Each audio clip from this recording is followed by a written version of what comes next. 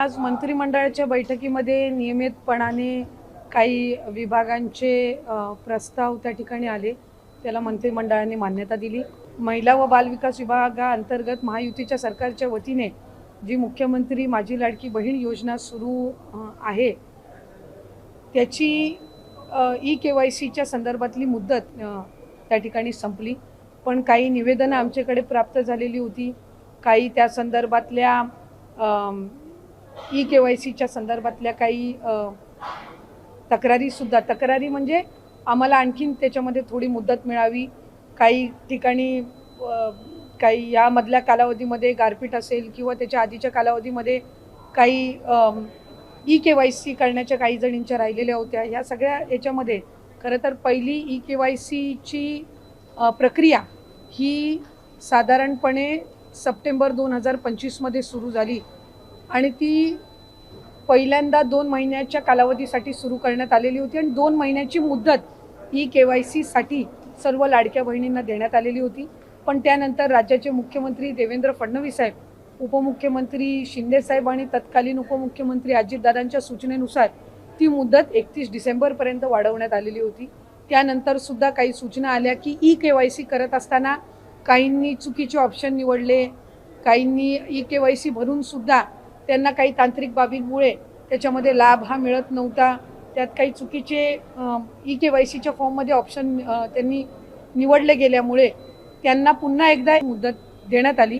ती मुदत ही आता या महिन्याच्या कालावधीपर्यंत आम्ही वाढवत आहोत. म्हणजे 30 एप्रिलपर्यंत ती मुदत ही राज्याचे मुख्यमंत्री देवेंद्र फडणवीस साहेब, उपमुख्यमंत्री शिंदे साहेब आणि उपमुख्यमंत्री सुनेत्रा काकींच्या सूचनेनुसार ती वाढवण्यात येत आहे. त्यामुळे आपल्या माध्यमातून सर्व लाडक्या बहिणींना विनंती राहील की ही जी अंतिम संधी ही आपलं काही ई-KYC करत असताना जी काही चूक झालेली असेल त्या दुरुस्तीसाठी ही देण्यात आलेली आहे. ई-KYCच्या प्रक्रियेमध्ये आपण 6 महिन्याची मुदत, पहिल्या कालावधीमध्ये 1 महिना, नंतर आणखी विनंती आली आणखीन 2 महिने, त्याच्यानंतर आणखीन 2 महिने आणि मग शेवटचा डिसेंबर 31 पर्यंत आपण ई-KYCची मुदत दिली होती. त्यानंतर सुद्धा ज्यांनी ई-KYC 31 डिसेंबर पर्यंत केलेली आहे पण त्यांच्या ई-KYC मध्ये काही त्रुटी राहिलेल्या आहेत, आपण त्यांना सुद्धा ते दुरुस्त करण्याच्या दृष्टिकोनातून एप्रिल महिन्यापर्यंत त्यांना संधी दिली आणि 31 ई-KYCची प्रोसिजर साधारणपणे न केलेल्या महिला जवळपास 60 लाखापेक्षा अधिक आहेत, ज्यांनी कधीच ई-KYC ही या योजनेअंतर्गत केलीच नाही. त्यानंतर इन्कम टॅक्सचा जो डेटा आहे तो साधारणपणे 5 लाख आणि त्याच्यानंतर ई-KYC करत असताना आणखीन 9.5-10 लाखाचा जो डेटा आहे तो त्याच्यामध्ये त्यांचं जे आर्थिक उत्पन्न आहे त्यांच्या घरातल्या म्हणजे पतीचं असेल किंवा वडिलांचं असेल हे त्या ठिकाणी ई-KYC मध्ये आढळून आलं. अशी साधारणपणे एक 14-15 लाखाची त्या ठिकाणी संख्या आहे. ज्यांच्याकडे वाहनं होती आणि वाहनांमुळे त्या ठिकाणी त्यांनी अर्ज भरलेले होते पण तरी वाहनं त्यांच्या नावाने असल्यामुळे असा काही 4.5-5 लाखाचा डेटा आहे. आणि त्यामुळे ज्यांना वारंवार संधी देऊन सुद्धा ई-KYC ची प्रक्रिया झाली नाही त्यांना त्या ठिकाणी योजनेचा लाभ आणि जे काही नियम आणि निकष ठेवलेले होते त्यानुसार या योजनेचा लाभाच्या दृष्टिकोनातून सरकारने त्या ठिकाणी निर्णय घेतला आणि कुठलीही पात्र महिला ज्यांनी ई-KYCची प्रोसिजर केलेली आहे आणि तरी सुद्धा तिला त्या ठिकाणी लाभ मिळत नाहीये अशा पद्धतीचा कुठल्याही पात्र महिलेवर अन्याय किंवा त्या लाभार्थीवर अन्याय हा विभाग म्हणून किंवा शासन म्हणून केला जाणार नाही. आमच्याकडे काही तक्रारी किंवा काही त्या ठिकाणी निवेदनं प्राप्त झालेली आहेत की त्यांनी ई-KYCची प्रोसिजर केली होती पण तरी सुद्धा त्यांना लाभ मिळत नाहीये. अशा प्रोसिजर ह्या ज्या आहेत त्या आम्ही क्रॉस व्हेरीफाय करतोय. ज्यांनी संजय गांधी निराधार योजना आणि लाडकी बहीण योजना दोन्हीचे अर्ज भरलेले होते आणि दोन्हीकडूनही त्यांना जर लाभ मिळत नसेल तर त्यांना दोन्हीपैकी एका तरी योजनेचा लाभ हा देण्याच्या दृष्टिकोनातून सुद्धा जे काही क्रॉस व्हेरिफिकेशन आहे ते सुरू आहे. आणि एक कुठलं तरी चॅनल माध्यमांच्याकडे आणि काही आर्टिकल्स मध्ये सुद्धा आलेलं आहे की एकट्या बीड जिल्ह्यामधून 28 लाख महिला अपात्र झालेल्या आहेत. खरं तर बीड जिल्ह्याची लोकसंख्या जवळपास 30-32 लाख आहे तर त्याच्यातल्या 30-32 लाख लोकसंख्या असलेल्या मधले 28 लाख हे कसे काय अपात्र होऊ शकतात. त्यामुळे कुठे ना कुठेतरी जी काही बातमी आहे किंवा जो काही डेटा आहे त्याच्यामध्ये काही तथ्य नाही. बीड जिल्ह्यामध्ये साधारणपणे रजिस्ट्रेशन मध्येच जवळपास रजिस्ट्रेशन करतानाच 6-6.5 लाख काहीतरी रजिस्ट्रेशन होतं आणि त्याच्यातल्या पात्र ठरलेल्या या सुमारे 4 का 4.5 लाख महिला आहेत आणि त्यांना लाभ हा सुरू आहे. आकडा तो सांगितला जातो याच्यामध्ये काय तथ्य आहे? मुख्यमंत्री म्हणाले होते जवळपास 81 लाख, त्याच्यामध्ये 12 लाखाची वाढ झाली आहे का जे सांगितलं जाते? त्याच्यामध्ये वाढ झालेली नाही. टोटल जे रजिस्ट्रेशन झालेलं होतं ते 2,63,00,000 होतं, जे सुरुवातीला झालेलं रजिस्ट्रेशन होतं आणि त्याच्यातूनच ज्या पात्र आहेत त्या साधारणपणे जो आकडा होता तो 2,43,00,000 आणि 2,47,00,000 होता. हे टोटल जे रजिस्ट्रेशन आहे ते जर आपण धरलं आणि हा आता जो लाभार्थ्यांचा जो फायनल आकडा धरला तो हा टोटल मिळून हा साधारणपणे तो आकडा जो आहे तो 90-92 लाखापर्यंत जातो. पण टोटल रजिस्ट्रेशन 2,63,00,000 होतं. त्याच्यातले कदाचित म्हणजे त्याची धरून कदाचित हा डेटा येत असेल. पण साधारणपणे आत्ताच्या घडीला आपण 1,67,00,000 ते 1,70,00,000 सुमारामध्ये हा जो आहे तो डेटा पूर्ण ई-केवायसी ची प्रक्रिया केल्याच्या नंतर हा त्या ठिकाणी आपल्याकडे आहे. आणि मूळ जे रजिस्ट्रेशन झालेलं त्या सहित जर ऍड केलं तर त्यानुसार तो येतोय.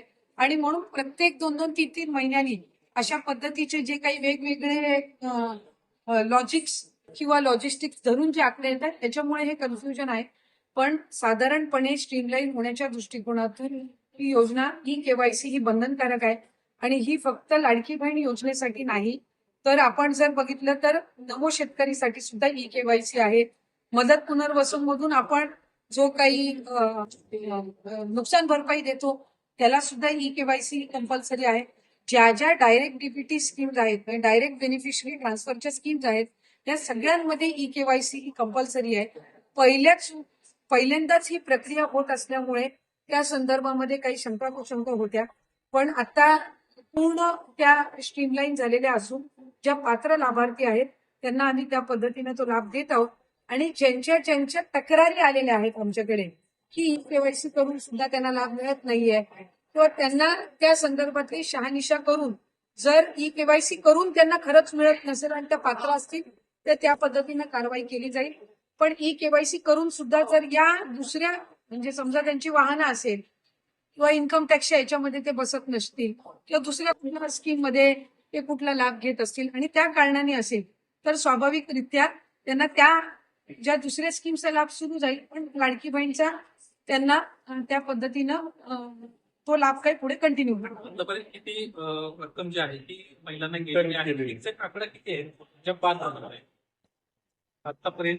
अपात्र महिलांची आतापर्यंतची संख्या किती आहे? आतापर्यंत बेपात्र महिलांची साधारणपणे मी पात्र महिलांची तुम्हाला सांगते की 1,67,00,000 इतकं आपण जे लास्ट डीबीटी केलेलं आहे ते सुमारे त्या याचं गेलेलं आहे. म्हणजे ई केवायसी ची प्रक्रिया पूर्ण झाल्याच्या नंतर ज्यांनी ई केवायसी केलेली नाही किंवा जे इन्कम टॅक्सच्या याच्यामध्ये जो काही डेटा आम्हाला तिथून मिळाला त्यानुसार जो इंटिग्रेट केलेला डेटा असेल, आरटीओ कडून जो मिळाला त्यानुसार जो इंटिग्रेट केलेला डेटा असेल किंवा ज्यांनी ई केवायसी ची प्रोसिजरच त्या ठिकाणी फॉलो केलेली नाही, ह्या सगळ्याच्या अंतिम आलेल्या जी पात्र लाभार्थ्यांची आहे ती साधारणपणे 1,67,00,000. लाडकी बहीण योजनेबाबत एक मोठी अपडेट समोर आलेली आहे. ई-केवायसीमध्ये त्रुटी राहिलेल्या महिलांना पुन्हा एकदा संधी देण्याची तयारी सरकारने दर्शवली आहे. त्यामुळे तुमची ई-केवायसी अपूर्ण असेल किंवा चुकीची झाली असेल तर हा व्हिडिओ शेवटपर्यंत नक्की बघा. सरकारच्या माहितीनुसार अनेक महिलांनी ई-केवायसी करताना चुकीचा पर्याय निवडला किंवा तांत्रिक अडचणीमुळे त्यांना योजनेचा लाभ मिळाला नाही. अशा तक्रारी मोठ्या प्रमाणात प्राप्त झाल्यानंतर ई-केवायसी दुरुस्तीसाठी पुन्हा एक संधी देण्याचा निर्णय सरकारने जाहीर केलेला आहे. यासोबतच सरकारने स्पष्ट केले आहे की पात्र महिलांवर अन्याय होणार नाही. ज्या महिलांनी ई-केवायसी पूर्ण केली आहे पण तरीसुद्धा लाभ मिळाला नाही त्यांच्यासाठी पुन्हा अर्जाची पडताळणी केली जात आहे. मंत्री अदिती तटकरे यांनी सांगितले की अनेक लाभार्थ्यांना चुकीच्या ई-केवायसीमुळे अडचणी येत आहे. त्यामुळे दुरुस्ती प्रक्रिया पुन्हा सुरू केली जाणार आहे. तसेच संजय गांधी निराधार योजना आणि लाडकी बहीण योजना या दोन्ही योजनांमध्ये अर्ज केलेल्या महिलांची पडताळणी सुरू आहे, जेणेकरून पात्र महिलांना किमान एकाच योजनेचा लाभ मिळावा. सरकारच्या माहितीनुसार ई-KYC पूर्ण केलेल्या लाभार्थ्यांची संख्या सुमारे 1.67 कोटी ते 1.70 कोटी इतकी आहे. 21 बद्दल महत्त्वाची सूचना. सोशल मीडियावर ई-KYC केल्यानंतर आषाढी एकादशीला 2100 रुपये मिळणार, अशा अनेक पोस्ट व्हायरल होत आहे. मात्र या रकमेबाबत सरकारकडून अधिकृत आदेश म्हणजे GR हा घोषित झालेला नाही. त्यामुळे कोणतीही माहिती फक्त अधिकृत अपडेट आल्यानंतरच खरी समजा. लाडकी बहीण योजनेची पुढील सर्व अपडेट, ई-KYC विंडो सुरू होण्याची तारीख, पैसे जमा होण्याची माहिती आणि शासनाचे नवीन निर्णय सर्वात अगोदर आपल्या चॅनलवर. तुम्ही जर या चॅनलवर नवीन आला असाल तर चॅनल सबस्क्राईब करा. चला तर भेटूया नवीन व्हिडिओमध्ये नवीन अपडेटसह.